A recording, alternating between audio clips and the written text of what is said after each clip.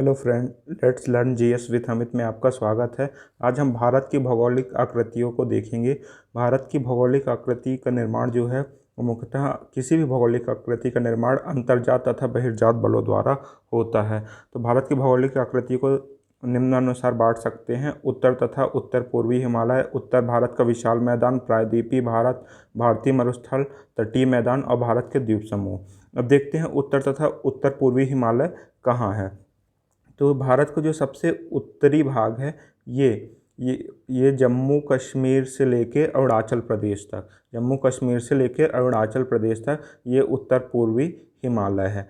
अब दूसरा देखते हैं, जैसे ही हिमालय ख़त्म होता है तो उसके हिमालय से ही निकलने वाली नदियाँ सिंधु, गंगा, ब्रह्मपुत्र तथा उसकी सहायक नदियों द्वारा बहाकर लाए गए जलोढ़ के निक्षेप से, मतलब जो उनके द्वारा लाए गए जलोढ़ मिट्टी होती हैं वो जमा होती जाती हैं और ये उत्तर भारत के विशाल मैदान का निर्माण होता है जो बहुत ज़्यादा उपजाऊ है। तो उत्तर भारत का विशाल मैदान जैसे ही ख़त्म होता है तो ये अरावली पर्वत है, ये अरावली पर्वत है जिसकी सबसे ऊंची चोटी गुरु शिखर है। अरावली पर्वत है, अरावली पर्वत की सबसे ऊंची चोटी गुरु शिखर है। और अरावली पर्वत के पश्चिमी भाग में, अरावली पर्वत के पश्चिमी भाग में इंडिया का मरुस्थल है जो थार के मरुस्थल के नाम से जाना जाता है। किसके नाम से जाना जाता है? तो थार के मरुस्थल के नाम से ये अरावली पर्वत के पश्चिम भाग में थार का मरुस्थल है। फिर उसके बाद देखते हैं कि थार का मरुस्थल जैसे ही ख़त्म होता है तो थार के मरुस्थल के बाजू से, और ये समझिए गुजरात लेके दिल्ली से लेके ये झारखंड में ये छोटा नागपुर, पठाल, राजमहल की पहाड़ियों से लेके और पूर्वी और पश्चिम घाट जहाँ मिलते हैं नीलगिरी पर्वत तक, और उसके नीचे कार्डमम इलायची पर्वत तक प्रायद्वीपीय भारत है। ये सबसे प्राचीन स्थल है। जो अगर पूछे कि हिमालय अधिक नवीन है कि प्रायद्वीपीय भारत, तो प्रायद्वीपीय भारत पुराना है और हिमालय नवीन है। फिर उसके बाद देखते हैं कि तटीय मैदान कहाँ है। तो तटीय मैदान जो ये पश्चिमी घाट है और ये पूर्वी घाट है, तथा ये देखोगे आप पश्चिम में अरब सागर है और पूर्व में बंगाल की खाड़ी है। जो ये पश्चिमी घाट और ये बंगाल की खाड़ी के बीच जो नदियों द्वारा बहाकर लाई गई मिट्टियाँ हैं, इनसे एक तटीय मैदान बनता है जो पूर्वी तटीय मैदान और पश्चिमी तटीय मैदान कहलाता है। अब भारत के द्वीप समूह दो हैं, अंडमान निकोबार और लक्षद्वीप। नेक्स्ट देखते हैं, एक बार इसको फिर से अपन मैप पे देख लेते हैं। जो हिमालय है वो भारत के सबसे उत्तर में है, जो हिमालय है वो भारत के सबसे उत्तर में है। जैसे ही, और उसका प्रारंभ कहाँ से होता है? नंगा पर्वत से लेकर अरुणाचल प्रदेश के नामचा पर्वत तक। जैसे ही हिमालय ख़त्म हुआ, हिमालय के दक्षिण में कौन है? तो उत्तर का विशाल मैदान। उत्तर का विशाल मैदान जो हिमालय से ही निकलने वाली नदियाँ सिंधु, गंगा तथा ब्रह्मपुत्र द्वारा जो बहाकर लाई गई जलोढ़ मिट्टी होती है, उससे उत्तर का विशाल मैदान का निर्माण होता है। फिर उत्तर के विशाल मैदान के बाद अरावली पर्वत है। अरावली पर्वत के पश्चिम में मुख्यतः थार का मरुस्थल है। अरावली पर्वत के पश्चिम में मुख्यतः थार का मरुस्थल है। फिर उसके बाद देखते हैं, पूर्वी घाट और पश्चिमी घाट को मिला दें तथा यहाँ अरावली पर्वत के पूर्व में दिल्ली से लेके राजमहल, छोटा नागपुर, राजमहल की पहाड़ियाँ तक ये पूरा प्रायद्वीपीय भारत है जो प्राचीन चट्टान से निर्मित है, यहाँ भूकंप नहीं आते। हिमालयी क्षेत्र में जो नवीन चट्टानों से बना है इसका वहाँ भूकंप भी आते हैं। ठीक है। अब उसके बाद देखते हैं जो तटीय मैदान है, तो ये यहाँ पश्चिमी घाट है और ये बंगाल की खाड़ी है। पश्चिमी घाट और बंगाल की खाड़ी के बीच जो मैदान निर्मित हुए हैं उसको, ये पश्चिमी घाट है और ये बंगाल की खाड़ी, इनके बीच जो नदियों द्वारा बहाकर लाई गई मिट्टियाँ हैं, इनसे जो मैदान निर्मित हुआ है इसको पूर्वी तटीय मैदान, और यहाँ पश्चिमी घाट और ये अरब सागर, इनके बीच जो नदियों द्वारा बहाकर लाई गई मिट्टी है, इससे पश्चिमी तटीय मैदान का निर्माण होता है। ठीक है। अब ये अंडमान निकोबार द्वीप समूह और लक्षद्वीप, ये भारत के क्या हैं? द्वीप समूह हैं। अब हिमालय को एक बार फिर से अच्छे से देख लेते हैं। हिमालय को अलग अलग क्षेत्रों में अलग अलग नामों से जाना जाता है। जैसे अफगानिस्तान में क्या बोलते हैं? हिंदू कुश बोलते हैं। इस जो हिमालय का ये पामीर की गांठ है, इसी से हिमालय का यहीं से 3-4 पर्वत श्रृंखला निकलती है, तो उसमें से हिमालय भी है। हिंदू कुश कहाँ बोला जाता है हिमालय को, तो अफ़गानिस्तान में। अगर सुलेमान पर्वत श्रेणियाँ पूछे कहाँ बोला जाता है, तो पाकिस्तान में। और अराकानयोमा ये म्यांमार है, यहाँ इसके जस्ट पूर्व में म्यांमार है, वहाँ अराकानयोमा बोलते हैं, अराकानयोमा, अराकानयोमा। ठीक है। तो अगर पूछा जाए कि हिमालय को पाकिस्तान में क्या बोलते हैं, सुलेमान श्रेणी, और अगर अफ़गानिस्तान में क्या बोलते हैं, तो हिंदू कुश, और अराकानयोमा कहाँ बोलते हैं, तो म्यांमार बोलते हैं। ठीक है। अब इसका विस्तार देखते हैं। इसका विस्तार ये देखिए, ये नंगा पर्वत बना हुआ है, नंगा पर्वत से लेके और ये पूर्व में नामचा बरुआ तक है। हालांकि इसके नीचे भी आता है, लेकिन जो भारत की स्थिति है वो देख रहे हैं, नंगा पर्वत से लेके नामचा बरुआ तक है। अब जो हिमालय है उसकी भी अलग अलग रेंज हैं। यहाँ काराकोरम है, लद्दाख है, फिर जास्कर है, ये ट्रांस हिमालय का पार्ट है। फिर उसके बाद ग्रेट हिमालय आता है। ग्रेट हिमालय के नीचे पीर पंजाल श्रेणियाँ, धौलाधार, महाभारत आती है, और सबसे जो दक्षिणी हिमालय की श्रेणी है वो श्रीवालिक श्रेणी है। ठीक है। अब उत्तर तथा उत्तरी पूर्वी हिमालय, इसके कुछ कुछ इम्पोर्टेंट फैक्ट हैं। जैसे यह उत्तर में जम्मू कश्मीर से लेके कहाँ तक, पूर्वांचल में अरुणाचल प्रदेश तक लगभग 2500 किलोमीटर की लंबाई में। अगर पूर्व से पश्चिम लंबाई पूछे तो 25 किलोमीटर लंबाई है। पूर्व की अपेक्षा पश्चिमी भाग जो है तो अधिक चौड़ा है। अगर ये क्वेश्चन आए कि हिमालय का पूर्वी भाग अधिक चौड़ा है तो पश्चिमी भाग अधिक चौड़ा है।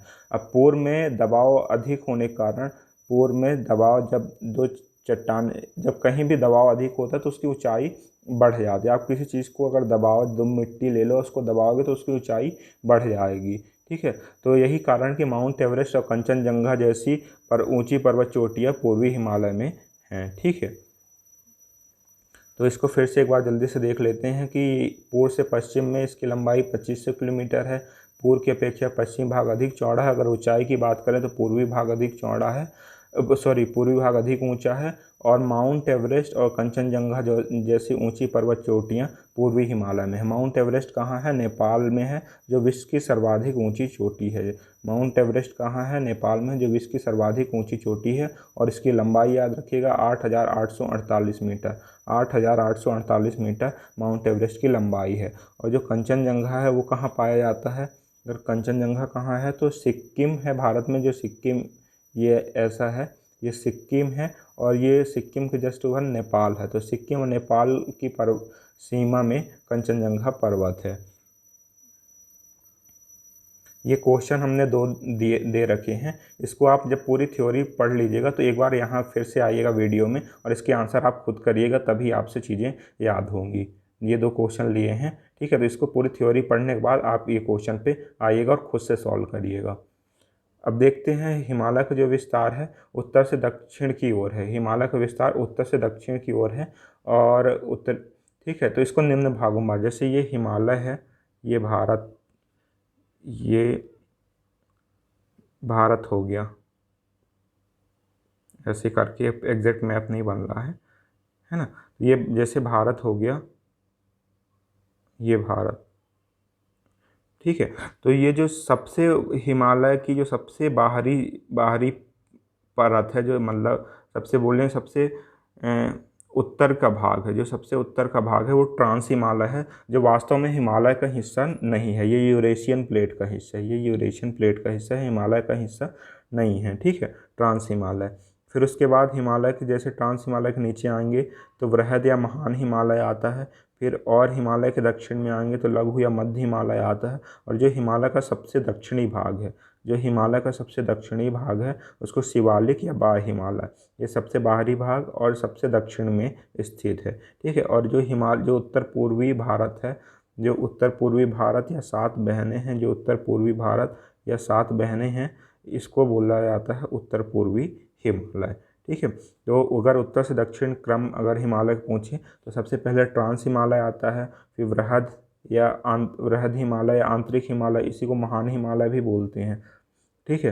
फिर लघु हिमालय या मध्य हिमालय, शिवालिक या बाह्य हिमालय, और उत्तर में उत्तर पूर्वी हिमालय। ठीक है। तो उत्तर से दक्षिण ये स्थिति है। उत्तर से दक्षिण अगर पूछिए, क्वेश्चन आता है कि ट्रांस हिमालय, वृहद हिमालय उत्तर से दक्षिण चल रहे हैं, लघु हिमालय या मध्य हिमालय, शिवालिक या बाह्य हिमालय। अगर दक्षिण से उत्तर पूछे तो शिवालिक या बाह्य पहले आएगा, फिर लघु हिमालय आएगा, फिर वृहद हिमालय या आंतरिक हिमालय, फिर ट्रांस हिमालय आएगा। ठीक है। अब उत्तर से दक्षिण में हिमालय का नदी घाटियों की सीमाओं के आधार पर प्रादेशिक विभाजन भी पूछता है। ठीक है। तो पंजाब हिमालय, क्वेश्चन आया पंजाब हिमालय कहाँ है, तो सिंधु सतलुज नदियों के बीच है। अगर पंजाब हिमालय कहाँ है, सिंधु सतलुज नदियों के बीच है, जिसकी लंबाई कितनी, 560 किलोमीटर। फिर कुमायूं, पंजाब के बाद आता है कुमायूं, जो सतलज और काली नदियों के बीच है, जो 320 किलोमीटर है। फिर नेपाल हिमालय जो है वो काली और तीस्ता नदी के बीच है, जो सबसे लंबाई अगर किसी की ज़्यादा है तो नेपाल हिमालय की है। फिर असम हिमालय आता है, वो तीस्ता, दिहांग और ब्रह्मपुत्र नदी के बीच है। इसको एक बार मैप पे देख लेंगे तो याद होगा, आप अपने साथ भी मैप रखिए। तो ये भारत के, ये यहाँ सिंधु नदी है और ये सतलुज नदी है। तो सतलुज नदी शिवकिला दर्रे से भारत में आती है और सिंधु नदी का उद्गम ये तिब्बत से होता है और ये भारत से जाते हुए पाकिस्तान में प्रवेश करती है। तो इनके बीच जो हिमालय है वो पंजाब हिमालय, कहीं कहीं कश्मीर हिमालय, पंजाब या कश्मीर हिमालय, इसको दोनों बोलते हैं। ठीक है। अब ये सतलुज नदी है और ये काली या शारदा नदी है। सतलुज और काली और शारदा नदी, इनके बीच जो हिमालय है वो कुमायूं हिमालय है। जो इनके बीच हिमालय है वो कुमायूं हिमालय है। और जो काली या शारदा और ये तीस्ता, तीस्ता नदी सिक्किम से निकलती है। तीस्ता नदी सिक्किम से निकलती है। तो काली और जो तीस्ता नदी के बीच जो हिमालय है वो नेपाल हिमालय है। आप देख सकते हैं इसकी लंबाई सबसे अधिक है। फिर ये तीस्ता हिमालय है और यहाँ से ब्रह्मपुत्र भारत में प्रवेश करती है। इसको दिहांग भी यहाँ असम में, अरुणाचल प्रदेश या असम में इसको दिहांग के नाम से भी जाना जाता है। तो अगर पूछे कि तीस्ता और ब्रह्मपुत्र नदी के बीच कौन सा हिमालय है, तो ये असम का क्षेत्र है, इसको असम हिमालय बोलते हैं। ठीक है। तो एक बार इसको जल्दी जल्दी रिवीजन कर लेते हैं कि सिंधु और सतलज नदियों के बीच कौन सा हिमालय, पंजाब या कश्मीर हिमालय। और ये सतलुज और काली नदियों के बीच कुमायूं हिमालय, और कुमायूं, जो काली और तीस्ता नदी, काली और तीस्ता नदी जो सिक्किम से निकलती है उसके बीच कौन सा हिमालय, नेपाल हिमालय, जो सबसे लंबा है। और तीस्ता और दिहांग या ब्रह्मपुत्र नदी के बीच जो हिमालय है उसको असम हिमालय बोलते हैं। ठीक है। अब ट्रांस हिमालय के बारे में पढ़ते हैं। जो ट्रांस हिमालय है उसकी 3 श्रेणियां हैं। जो ट्रांस हिमालय उसकी 3 श्रेणियां हैं, उसको आप KLZ के नाम से याद रखिएगा, KLZ। ठीक है। तो सबसे पहले जो काराकोरम ट्रांस हिमालय की श्रेणी है वो काराकोरम है, लिखते जाइएगा उसको आप, काराकोरम। फिर लद्दाख है, काराकोरम, लद्दाख और जास्कर। अगर इसका उत्तर से दक्षिण पूछे तो काराकोरम सबसे पहले है, यहाँ काराकोरम दर्रा भी पाया जाता है, फिर लद्दाख है और फिर जास्कर है। ये मैप पे भी दिखाया है कि काराकोरम रेंज है ना। फिर इसके बाद यहाँ लद्दाख आती है, फिर जास्कर आती है, ये लद्दाख है, फिर ये जास्कर है। उसका ग्रेट हिमालय आता है, फिर पीर पंजाल जो लघु हिमालय का हिस्सा है। ठीक है। तो इसके बारे में कुछ इंपॉर्टेंट फैक्ट है, उसको देख लीजिए। ट्रांस हिमालय का निर्माण हिमालय से भी पहले हुआ है, मतलब ये हिमालय से पुराना है। अब इसकी सबसे ऊंची चोटी कौन सी है, हिमालय की सबसे ऊंची चोटी कौन सी है, हिमालय की नहीं है ये ट्रांस हिमालय की। ट्रांस हिमालय वास्तव में हिमालय का हिस्सा नहीं है, लेकिन वो हिमालय से लगा हुआ है, इस कारण उसको ट्रांस हिमालय बोलते हैं। ट्रांस हिमालय मतलब पार हिमालय, जो हिमालय का हिस्सा नहीं है वास्तव में। इसकी सबसे ऊंची चोटी कौन सी है, तो गार्डविन आस्टीन है। गार्डविन आस्टीन या K2 बोलते हैं, गार्डविन आस्टीन या K2। और ये भारत की सबसे ऊंची चोटी है। गार्डविन आस्टीन या K2 ये भारत की सबसे ऊंची चोटी है और विश्व की दूसरी सबसे ऊंची चोटी है। ठीक है। और ये कहाँ है, यह काराकोरम पर्वत श्रेणी में है। और विश्व प्रसिद्ध सियाचिन ग्लेशियर आपने सुना होगा, विश्व प्रसिद्ध सियाचिन ग्लेशियर वो ट्रांस हिमालय में है। विश्व प्रसिद्ध सियाचिन ग्लेशियर ट्रांस हिमालय में ही है। ठीक है। तो ट्रांस हिमालय के बारे में एक बार जल्दी जल्दी रिवीजन कर लेते हैं कि इसकी 3 श्रेणियां हैं, काराकोरम, लद्दाख, जास्कर। उत्तर से दक्षिण कौन सी है, काराकोरम, लद्दाख, जास्कर। अब इसकी सबसे ऊंची जो चोटी है ट्रांस हिमालय की वो गार्डविन आस्टीन है, गार्डविन आस्टीन है। ठीक है। लेकिन अगर हिमालय की सबसे ऊंची चोटी आए तो माउंट एवरेस्ट है, और ट्रांस हिमालय की अगर पूछे तो गार्डविन आस्टीन। और भारत की भी ये सबसे ऊंची चोटी है जो K2 के नाम से भी जाना जाता है। इसकी ऊंचाई है 8,611 मीटर, 8,611 मीटर इसकी ऊंचाई है। और विश्व प्रसिद्ध सियाचिन ग्लेशियर यहीं पाया जाता है, विश्व प्रसिद्ध सियाचिन ग्लेशियर भी यहीं पाया जाता है। नेक्स्ट देखते हैं वृहद या महान हिमालय, ये सबसे इम्पॉर्टेंट है। इसको हिमाद्री नाम से जाना जाता है, वृहद या हिमालय, क्योंकि यहाँ हमेशा बर्फ़ ढकी रहती है, ये बर्फ़ से, इसको हिमाद्री नाम से जाना जाता है। इसका विस्तार पश्चिम में जो भारत है, ये भारत है, इसका विस्तार पश्चिम में, ये आपने देखा था कि यहाँ तिब्बत से निकलती है सिंधु नदी और भारत में प्रवेश करके और ये ऐसे जाते हुए पाकिस्तान में मिल जाती है। तो इसका विस्तार सिंधु नदी से है और कहाँ तक है, अरुणाचल प्रदेश में नामच्या बरुआ तक है। ठीक है, सिंधु नदी के बाढ़ जी नहीं, ये प्रारंभ सिंधु नदी से प्रारंभ होकर अरुणाचल प्रदेश के नामच्या बरुआ तक है। इसकी जो औसत ऊंचाई होती है, यहीं जो वृहद हिमालय, यहीं सबसे ऊंची ऊंची चोटियाँ पाई जाती हैं और इसकी जो सबसे औसत ऊंचाई है लगभग 6,000 मीटर है। अब विश्व की सर्वाधिक ऊंची चोटी जो माउंट एवरेस्ट है, या नेपाल में उसको सागर माथा बोलते हैं, नेपाल में सागर माथा बोलते हैं, वो वृहद या महान हिमालय में ही है और 8,848 उसकी ऊंचाई है। ठीक है, और ये हिमालय के कौन से भाग में है, तो ये पूर्वी भाग में है। ठीक है, ये दूसरी है कंचनजंगा जो सिक्किम नेपाल की सीमा पर है, ये वृहद हिमालय का ही पार्ट है। ये कंचनजंगा और ये माउंट एवरेस्ट, ये दोनों बहुत इंपॉर्टेंट पर्वत श्रृंखला हैं, ये हमेशा पूछा जाता है। अब महान हिमालय से ही गंगा, यमुना और उसकी सहायक नदियों का उद्गम होता है। महान हिमालय से ही गंगा का गंगोत्री, यमुना का बंदरपूंछ यमुनोत्री से, और इनकी सहायक नदियों का उद्गम ये जो महान हिमालय से की हिम से होता है, महान हिमालय की हिम पिघलने से ये गंगा, यमुना और उनकी सहायक नदियों का उद्गम होता है। नेक्स्ट देखते हैं लघु या मध्य हिमालय, लघु या मध्य हिमालय। ठीक है, तो इसका विस्तार वृहद हिमालय के दक्षिण में है। जैसे ये ऐसा समझ लीजिए, ये हिमालय है, ये महान हिमालय है और इसके दक्षिण में लघु हिमालय है। ठीक है, अब लघु हिमालय जो है तो उसकी वो पूरी तरह सतत नहीं है महान हिमालय जैसे, वो कटा जो अलग अलग मतलब पर्वत श्रेणियाँ हैं उसकी कटी सी। तो उसको क्या बोलते हैं, उसको देख लेते हैं कि पश्चिम से पूर्व में उसको अलग अलग नामों से जाना जाता है। जैसे पीर पंजाल हो गया, तो पीर पंजाल जम्मू कश्मीर में है, जो मध्य या लघु हिमालय की सबसे लंबी श्रृंखला है। पीर पंजाल जम्मू कश्मीर में है, जो मध्य हिमालय सबसे लंबी श्रृंखला है। फिर धौलाधार है हिमाचल प्रदेश में, मसूरी है उत्तराखंड में और महाभारत श्रेणी नेपाल में। ये क्वेश्चन भी आता है कि महाभारत श्रेणी कहाँ है, नेपाल में है। और लघु हिमालय जो होता है, लघु हिमालय को आप हिमाचल समझो, जो हिमाचल प्रदेश है वो लघु हिमालय नहीं है। तो लघु हिमालय में घास के मैदान पाए जाते हैं जिन्हें कश्मीर में मर्ग बोलते हैं।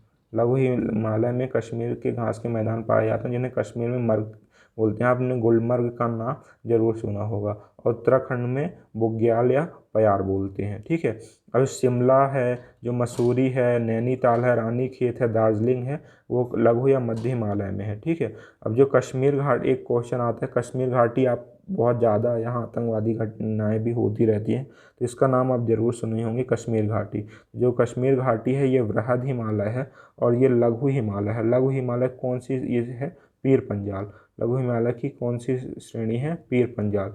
तो इसके बीच जो घाटी है उसको कश्मीर घाटी के नाम से जाना, इसके बीच जो घाटी है उसको कश्मीर घाटी के नाम से जाना जाता है। ठीक है, और शिवालिक या बाह्य हिमालय, यह हिमालय की सबसे दक्षिण की श्रेणी है और शिवालिक या बाह्य हिमालय में ही ये पश्चिम में धूम नहीं, पश्चिम में दून है ना, जैसे देहरादून हो गया। और पूर्व में द्वार। अगर दून और द्वार कहाँ पाए जाते हैं, तो ये शिवालिक श्रेणी में पाए जाते हैं। दून और द्वार कहाँ पाए जाते हैं, तो ये शिवालिक श्रेणी में पाए जाते हैं।